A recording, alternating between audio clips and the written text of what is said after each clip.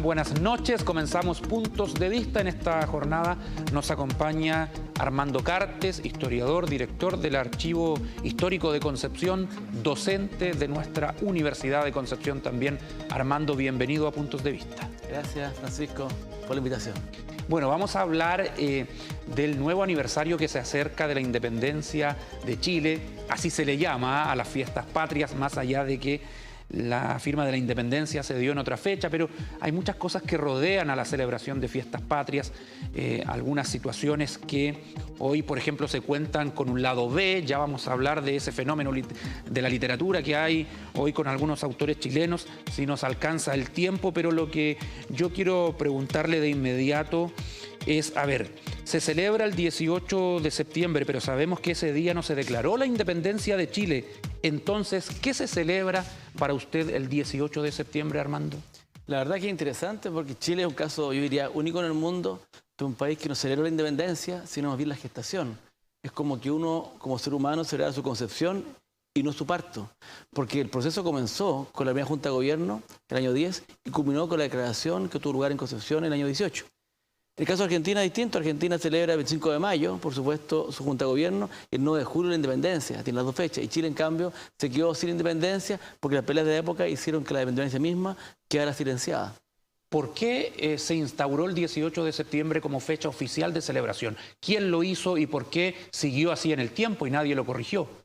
Es bien curioso, desde el primer momento se celebró el 18 de septiembre. O sea, el año 11 ya se celebró el año 10. Pero hasta los años 30 del siglo XIX eran tres fechas las que se celebraban. La de septiembre, por supuesto, de la primera Junta. El 12 de febrero, que era el aniversario de Chacabuco, que fue la batalla que abrió, digamos, la Patria Nueva.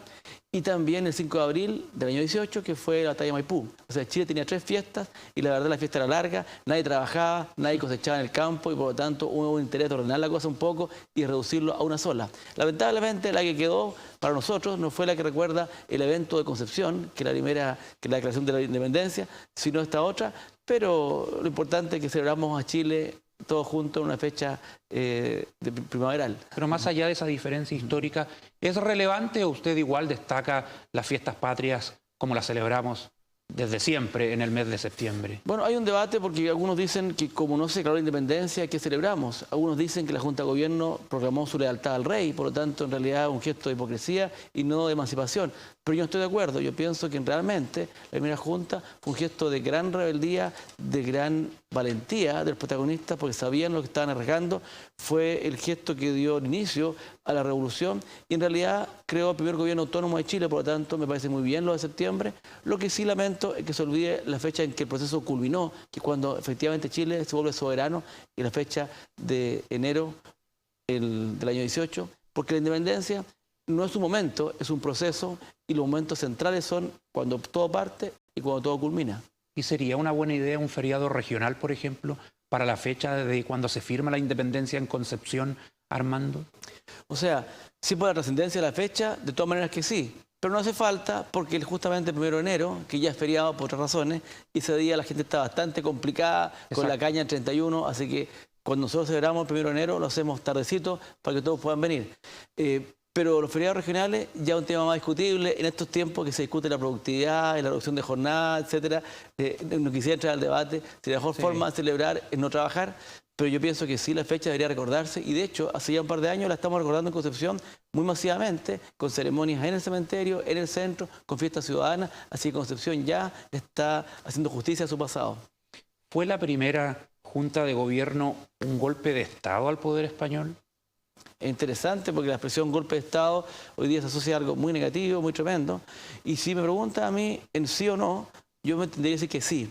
Pero fue lo que se llama un golpe de Estado blanco, o sea, un golpe de Estado incruento. El proceso no empezó el año 10, empezó antes, y el año 10, en septiembre, fue la culminación del proceso, cuando todas las fuerzas que se habían organizado para sustituir al rey y generar un gobierno autónomo, lograron tomar el poder y controlar el país entero sin violencia. Al principio, la guerra llegó después, ¿no es cierto?, el año 13, pero en definitiva fue la toma del poder por un grupo de criollos sin violencia todavía y en definitiva siendo así, siendo un cambio de gobierno de manera más o menos institucional, porque el gobernador cedió el poder, pero irrumpió un grupo que no estaba, digamos, legitimado. Yo diría que fue una especie de golpe de Estado blanco lo que ocurrió esa mañana de septiembre en el Cabildo Abierto de Santiago. Es que es singular aquello, porque la palabra Junta de Gobierno a muchos les recuerda lo que pasó con Augusto Pinochet y los militares. Bueno, lo que pasa es que cuando hay quiebres... Me refiero al concepto. Sí, es que hay mucho de eso, porque en los regímenes políticos hay legitimidades y continuidades y hay momentos de quiebre, y justamente los quiebres hacen que otras fuerzas se convoquen, y muchas veces son fuerzas colegiadas, la tradición chilena y española, la tradición de las juntas, y por lo tanto, juntas, golpe de Estado, son conceptos que se repiten. Y además no solamente fue el año 73 o el año 10, también el año 24, el año 91, Chile ha tenido muchas juntas y muchas guerras civiles, más que las que se recuerdan. ¿La independencia fue una guerra contra España o una guerra civil entre chilenos? Porque sabemos que españoles se pasaron al bando nacional y también chilenos pelearon por España. Tradicionalmente se decía que era una guerra internacional de Chile para liberarse de España, y esa es la forma que se enseñaba en el colegio, como que los chilenos lograron su libertad. Pero hoy día esa mirada está completamente superada o lo menos matizada por una serie de otras variables. Porque la verdad, cuando ocurrió la independencia, Chile como tal no existía. Por supuesto, no era un país soberano todavía, pero también la idea de Chile se estaba configurando. La gente tenía una identidad más bien regional, o eran maulinos, o pencones, o mapuchinos, ¿no es cierto? Porque el país como tal no existía, o bien eran criollos, se sentían americanos, o bien se sentían españoles por el hecho de ser parte de este imperio cultural que era católico y tenía al rey como supremo autoridad. Por lo tanto, no se podría decir que fue una guerra internacional porque Chile como tal no tenía existencia. Además, todos sabían que la guerra venía, pero nadie sabía contra quién. Podía ser contra los peruanos, que realmente eran los que dominaban a Chile en el comercio. El Virreinato de Perú dominaba Chile hasta el año 18. O bien podía ser contra los franceses que habían ocupado España, o podía ser contra los calotinos, o podía ser contra los mapuches. Contra Napoleón, dijo. Claro. O contra Napoleón. O sea, lo único evidente es que la guerra venía y todos se preparaban, pero que iba a ser una guerra internacional, yo diría, era discutible. Además, finalmente, tuvo bastante guerra civil. Los españoles pelearon por la libertad de América. Recordemos que Hispano, hay un monumento a él en la plaza de Talca, y era un español que luchó por la independencia. Y recordemos que la primera expedición española que llegó aquí a San Vicente, el año 13 de marzo, traía solamente 50 oficiales y una bolsa de dinero con la cual pasó a Chiloé, reclutó soldados en Chiloé, en Valdivia, en Concepción, hizo la guerra hasta Rancagua. Por lo tanto, yo diría que la idea de una guerra civil es bastante más cercana a lo que realmente ocurrió. ¿Siempre se pensó que Chile debía ser independiente de España y una república? ¿O había también otras alternativas, Armando, como que fuéramos una monarquía u otra forma de gobierno de las que se hablaba en aquel entonces? Bueno, uno de los problemas de la historia cuando se estudia es el anacronismo, aplicar la realidad o las imágenes del presente al pasado. Otro problema es algo más complejo que se llama el teleologismo, o sea, entender que teníamos un destino trazado que debía cumplirse. Y la verdad que no es así, porque cuando partió la independencia, unos simplemente querían guardarle el asiento al rey y por eso fue la Junta, eran los realistas fieles. Otros, en cambio, querían una cierta autonomía de los criollos para poder autorregularse, pero no la independencia ni la soberanía. Otros sí aspiraban a un gobierno autónomo, pero no sabían todavía qué tipo de gobierno, si una democracia, una república, una monarquía. Y hubo muchas posibilidades de que Chile hubiera sido una monarquía constitucional, a la manera de la Commonwealth británica, en que el rey era el soberano y Chile tuviese una constitución, como la que aprobó Carrera, que le diera un cierto autogobierno. Pero esa posibilidad se ve frustrada cuando vuelve al gobierno el rey Fernando VII, que era muy absolutista, que desechó toda la idea liberal y finalmente transformó esto en una guerra a todo o nada, y finalmente fue nada, y Chile optó por el camino de la independencia plena, y así fue la historia, pero pudo haber sido distinta. En los primeros años de Chile independiente, ¿era un país importante Chile o no? Bueno, en comparación con Argentina, con Perú. La verdad que Chile era un país muy poco importante al iniciarse el proceso. Era un país que era, para empezar, un mal negocio para la corona española, donde consumía sus recursos financiando el ejército permanente. Por otro lado, el puerto importante era el Callao, no era Talcahuano ni Valparaíso. Ya se había agotado la riqueza minera del oro y todavía no empezaba los grandes hallazgos posteriores como Caracoles, las minas de plata y menos todavía salitre. O sea, Chile era un país muy pequeño que dependía fundamentalmente de Perú. Y a Chile le fue muy bien en su primer siglo de independiente. No hacia Perú. Perú terminó tan pobre el siglo XIX como lo empezó. Argentina, que era un virreinato de La Plata en 1800, terminó el siglo XIX con la mitad del territorio, con la mitad de la población con que empezó. Chile, en cambio, se transformó en una potencia en el Pacífico, logró consolidar su independencia, amplió su territorio, logró conquistar provincias al norte, logró ocupar también Magallanes, que estaba amenazado, y logró generar un gobierno estable, civil, logró educarse, hacer ferrocarriles. Chile es un caso de un país relativamente exitoso en el siglo XIX, con muchas sombras, hay muchos que pagaron un precio por eso, hay cosas que no funcionaron, hay una serie de cargas digamos, y aspectos discutibles, pero Chile en el concierto americano le fue bien, por eso se habla de que Chile fue más bien una excepción, una excepcionalidad en América en el siglo XIX, porque muchas de estas potencias recién nacidas no les fue tan bien en sus primeros siglos de vida independiente. Es que avanzando en el tiempo ese punto es importante, porque esa estabilidad, más allá de algunos quiebres, la guerra civil del año 91, la de 1891, ¿cierto?, el golpe de Estado del 73, pero más allá de aquello, Chile sigue siendo un país estable porque nombró Perú, nombró Argentina, ¿para qué hablar de Bolivia? Países que han tenido una inestabilidad política importante. La verdad que... ¿Esto se hereda, sí, ese orden? Chile fue un país bastante estable en el siglo XVIII.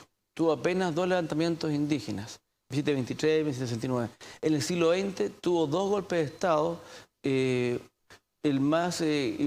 dos dictaduras, la más larga y compleja fue la de 63, pero dentro de todo eso no fue mucho porque tuvo bastante regularidad constitucional en todo su gobierno. El siglo XIX fue el siglo complejo para Chile, donde tuvo 5 guerras civiles, 4 guerras internacionales y la guerra civil del 91 solamente, que tú mencionabas, hubo 10.000 muertos, más muertos que en el 73 al 89, y eso que era un país de apenas 2 millones de habitantes. O sea, el siglo XIX fue el siglo complejo en que Chile definió que iba a ser independiente, que iba a ser homogéneo, que iba a ser centralizado, y todas esas decisiones se implementaron también con violencia, y por eso fue un siglo difícil. Pero el siglo XX y el siglo XXI, Chile es un país relativamente pacífico, relativamente ordenado, relativamente honesto. Cuando digo relativamente, comparándolo con sus vecinos, y no es que esto sea un tema de comparar, pero efectivamente la historia de América es complicada y Chile de alguna forma es un país afortunado, por eso es que hoy día es un destino de inmigración para muchos países del mundo. Y la historia es compleja para todos, y Francia va a la Quinta República, Europa tuvo guerras mundiales, por lo tanto la historia siempre tiene violencia y Chile no es la excepción, digamos. Se habla de que Chile es un país de guerras. ¿Es parte del ser chileno el tema bélico? A lo mejor no se vio mucho en el siglo XX en contiendas con otros países, pero en el pasado sí, la guerra contra la Confederación, la guerra del Pacífico. El lema que hay en el escudo lo dice todo. Hasta el día de hoy se habla de que el chileno es un guerrero, y un guerrero bueno, de calidad. Bueno, hay un poco de verdad y un poco de mito. La verdad es que, por supuesto, el primer siglo de existencia de Chile como Reino de España, de 1530 hasta 1640, 50, fue un siglo muy violento, que termina en el siglo XVI con Curalaba y la destrucción de todas las ciudades al sur del Biobío, salvo Valdivia. Después de una gran sublevación en 1650. Es decir, fue un siglo muy violento, el primer siglo independiente. Pero después se empieza a instalar la sociedad fronteriza y que había violencia esporádica, pero más bien fue de intercambio cultural, económico, étnico, y eso crea la sociedad chilena mestiza que hoy día tenemos. En el caso de las guerras del siglo XIX son muy vistosas, porque la guerra de independencia fue casi 20 años. Aquí en Concepción terminó solamente en los años 30. Tú mencionaste la Confederación, la Guerra del Pacífico, pero la verdad es que hay que tener cuidado, porque esas guerras, más la con España, el año 66, fueron guerras que se pelearon en general fuera de Chile.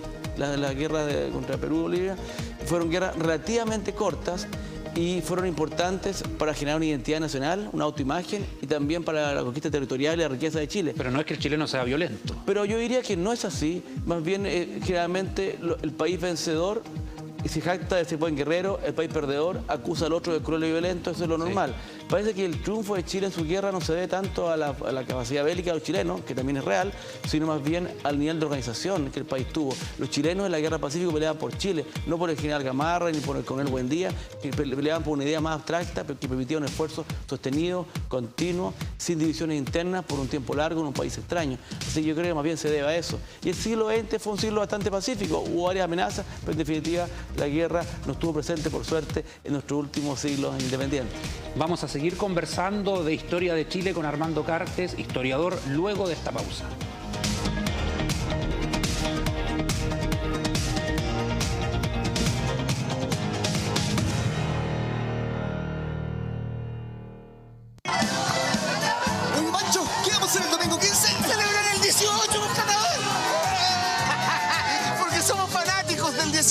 Destino trae una casa, un auto, espectaculares premios y un pozo millonario. ¡Chao,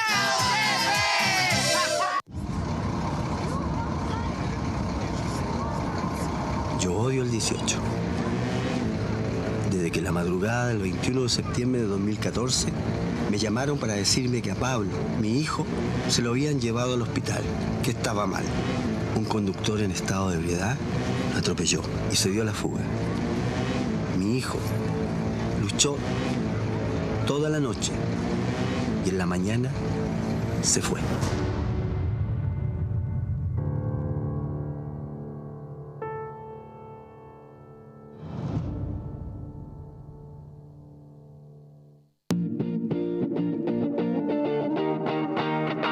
Ahora lo que siempre buscabas del Campanil lo puedes encontrar en un solo lugar.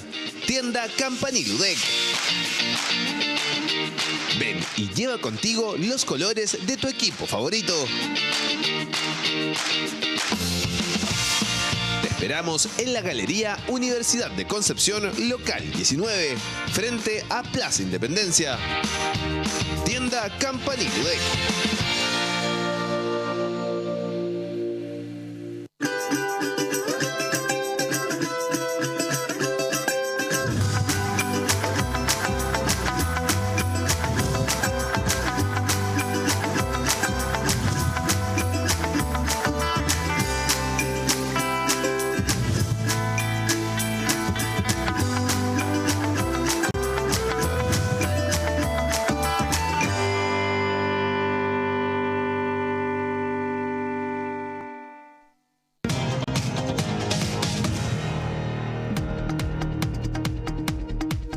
Volvemos a Puntos de Vista, estamos conversando con el historiador Armando Cartes acerca de la historia de Chile ahora que se vienen las fiestas patrias, llegan ya la próxima semana. Volvamos atrás, bien al pasado, cuando Chile estaba luchando por su independencia. ¿Cuál fue el rol de las provincias en ese proceso, Armando Cartes? ¿Estuvieron a favor o en contra de la separación, de la autonomía?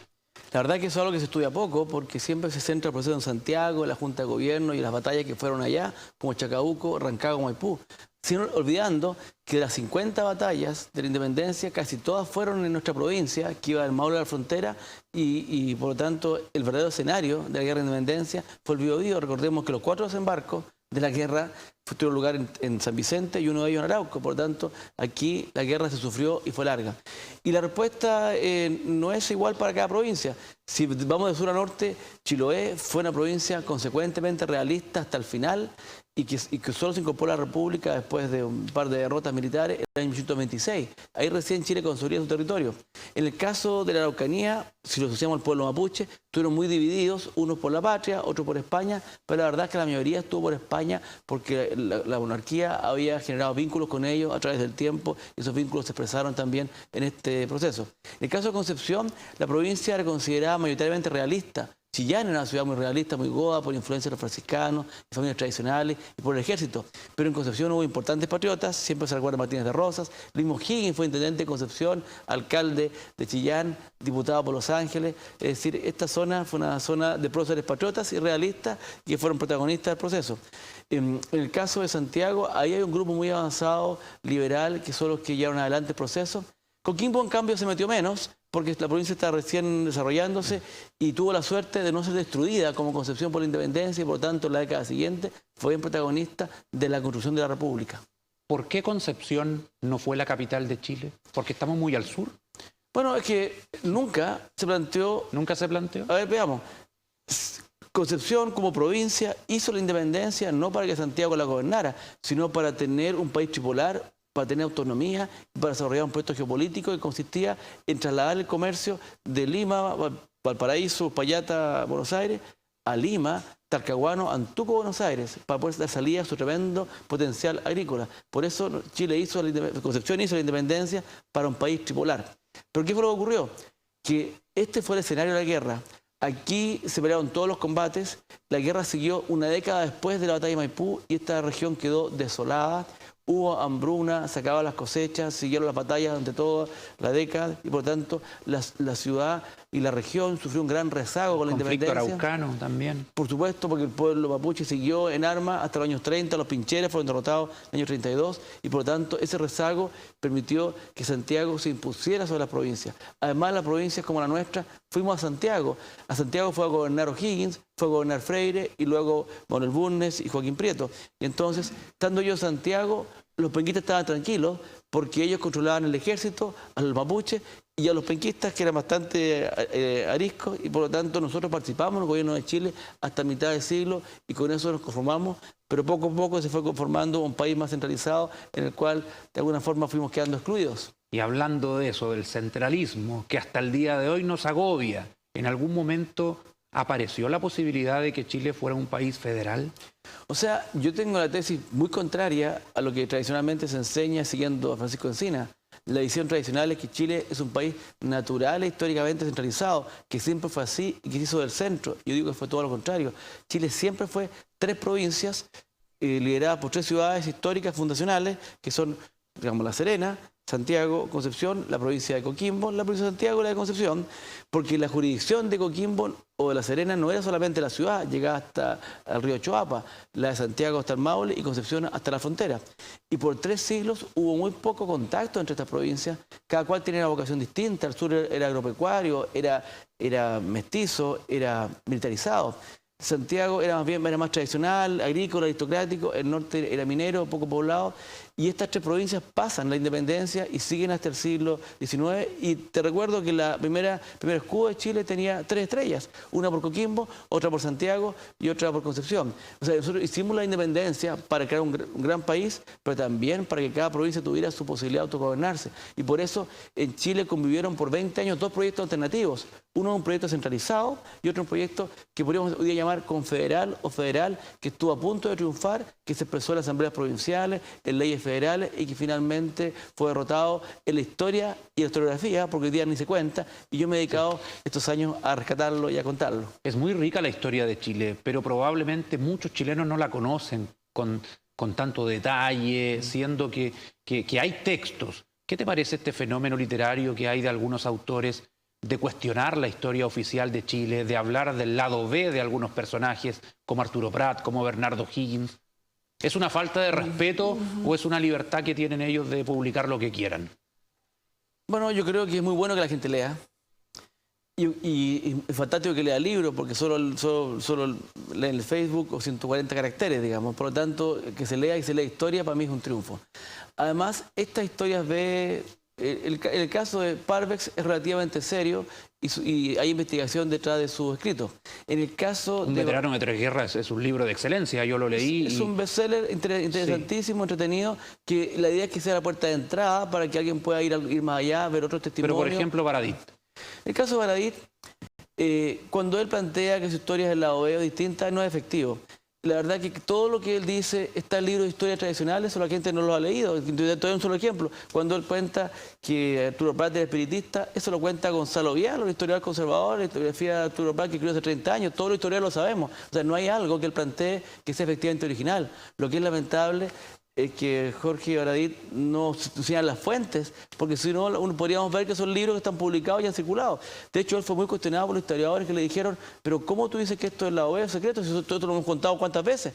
Le digo, no, si no son ustedes, el Ministerio de Educación que oculta la historia. Seguramente resume cosas que vio en otros libros. Lo que pasa es que la educación en general tiene un sentido pedagógico de enseñar valores, una metáfora cívica para formar ciudadanos. No es la historia por la historia. La historia académica que hago yo y la hacemos los historiadores es más bien crítica, revisionista, que cuestiona. Pero no él dice que hace historia de manera entretenida, pero la historia no tiene que ser entretenida. ¿Es nomás la historia? Dice. O sea, la historia está inmersa en la narrativa y por lo tanto es un estándar de investigación, ¿no es cierto?, pero también de narración y por lo tanto la historia no tiene por qué ser fome ni tiene por qué estar mal escrita, así que eso están todos los historiadores invitados a escribir bien y hay muy buenas plumas entre los historiadores.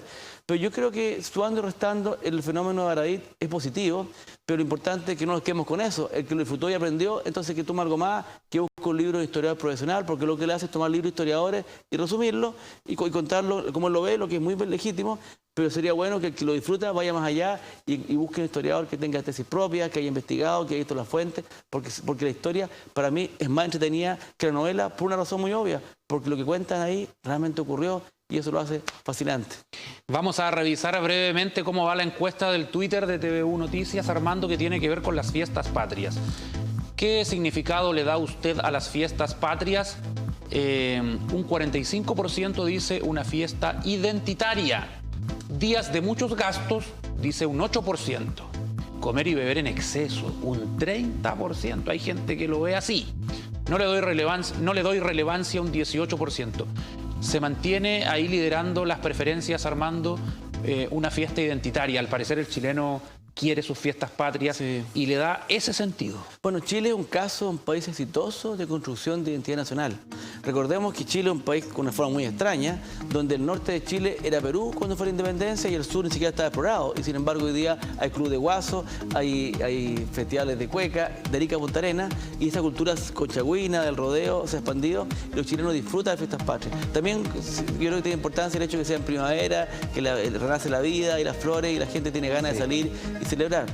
Y esto no es algo menor porque uno ve que en Chile hay muchos feriados, pero casi nadie sabe el sentido, el contenido de los feriados religiosos, lo que es lamentable, pero no ocurre así con los feriados patrios. Yo creo que los debates que hemos tenido a propósito del bicentenario, de la independencia, han ayudado a buscar un sentido, pero un sentido especial, un sentido regional.